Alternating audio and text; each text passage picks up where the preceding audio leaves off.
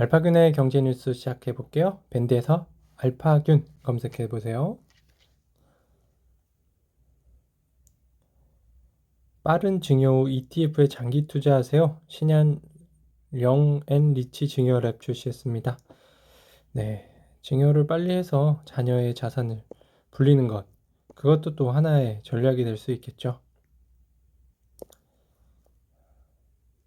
KTB 네트워크 4달 증시 입성합니다. 이번 달이네요. 벌써 12월이니까요. VC 1호죠. VC 1호입니까? 아, 예, 맞아요.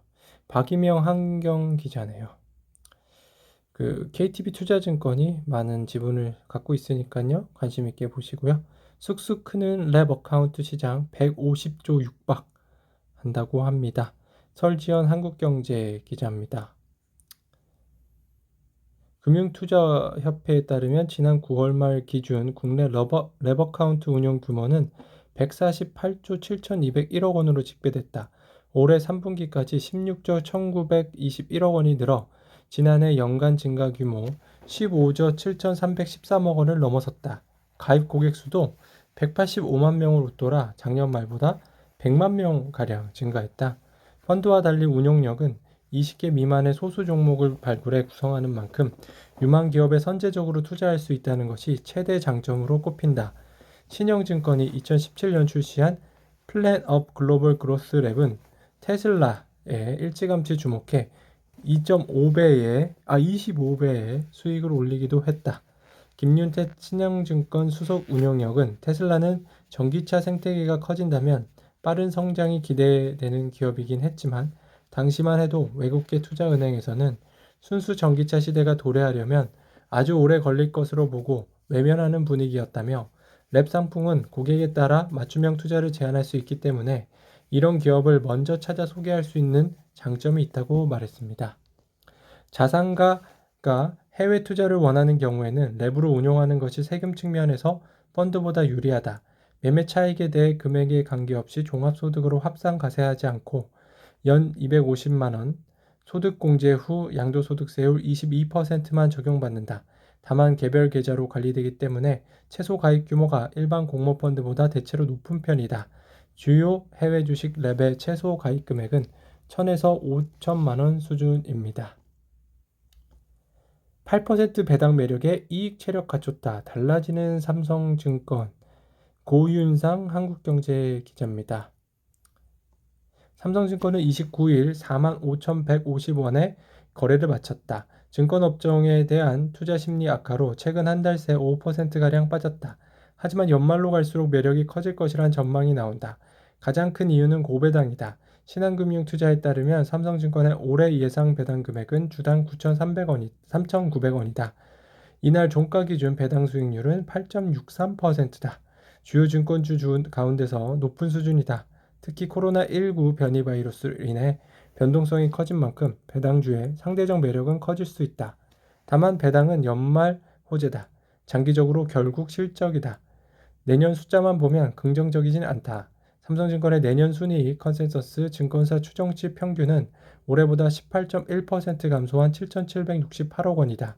지난해 5,078억 원이었던 순이익은 올해 개인 브로커리지 거래 수수료 수익 급증 효과에 9천억 원대로 늘어날 전망이다. 내년에는 코로나19 기저효과가 사라진다.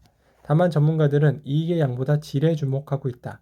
삼성증권이 그 사이 수익구조 다변화에 성공했다는 평가를 받고 있기 때문이다. 삼성증권은 전통적으로 고액자산가들의 자산관리 WM 부분에 강점을 갖고 있다. 여기에 부동산 프로젝트 파이낸싱 등 투자은행 IB 부문의 실적도 빠르게 오르고 있다. WM과 시너지를 낼 수 있다는 분야다. 올해 3분기까지 WM 관련 수수료, 펀드, 자산관리, 신탁 등 분기별로 지난해 동기 대비 40% 이상씩 올랐다. 정준섭 NH투자증권 연구원은 배당뿐 아니라 이익 체력에 주목해야 한다며 균형적인 수익 구조가 안정적인 실적의 토대가 될 것이라고 설명했습니다. 네, 연말 예정된 주요 M&A 한번 볼게요. 한온 시스템이 매각 기업인데요. 일본 전산에서 6조 원 안팎의 단독 인수 협상 중입니다. 티맥스 소프트가 매각 기업인데요. 맥쿼리, MBK 파트너스, 스카이레이커 등 인수 경쟁하고 있고요. KG ETS가 매각 기업인데요. 현대 엔지니어링, 에코비트, ENFP, 유진PE 등 경쟁하고 있고요. 대경 ONT가 매각기업인데요. IMM 인베, 유진PE, 미래에셋벤처 등 인수 경쟁을 하고 있네요. 이 기사는요, 임세원 서울경제 기자였습니다. 메타버스에 꽂힌 SK, 이프렌드 확장 나선다. 서민준 한국경제 기자입니다. SK스퀘어가 출범 이후 1호 투자처로 암호화폐 거래소 코빗을 선택한 이유가 여기 있다. 코빗은 2013년 국내 최초로 비트코인 원화 구매 거래 서비스를 시작한 국내 대표 암호화폐 거래소다. SK스퀘어 관계자는 코빗에 대한 투자는 암호화폐 거래 사업 자체에 초점을 둔 건 아니다며 이 브랜드의 경제 시스템 구축에 속도를 내기 위한 것이라고 설명했다. 이 브랜드 안에서 경제적 거래가 일어나려면 자체 암호화폐 시스템이 있어야 한다. 이런 시스템 구축에 코빗의 블록체인 기술이 도입될 것이라는 판단이다. SK텔레콤은 이 브랜드 내 아바타 아이템 등 NFT로 만드는 방안도 검토 중이다. 여기서도 코빗과의 협업이 힘이 될 전망이다. 코빗은 올 5월부터 자체 NFT 거래소를 운영하고 있기 때문에 SK스퀘어 자회사인 웨이브, 폴로 등의 컨텐츠 기반 NFT를 제작할 수도 있다.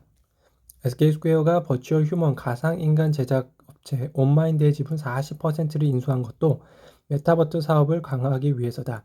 현재 로지 수와 루시 등 가상인간은 주로 광고 SNS에서 활동하지만 앞으로는 메타버스에서도 화력이 커질 것이라는 전망이 많다.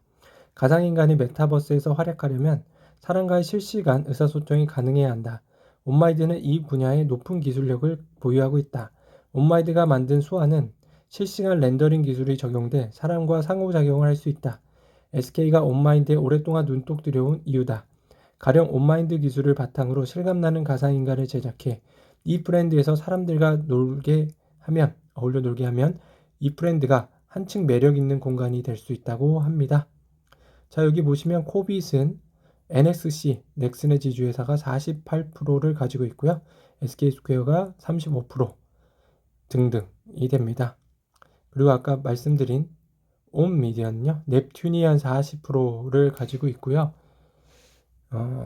온미드냐, 온민드, ONMIND, 넵튠이 40%, SK스퀘어 한 40%, 현 CEO가 한 20% 가지고 있네요.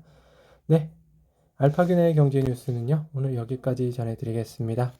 밴드에서요, 알파균 검색해주세요. 감사합니다.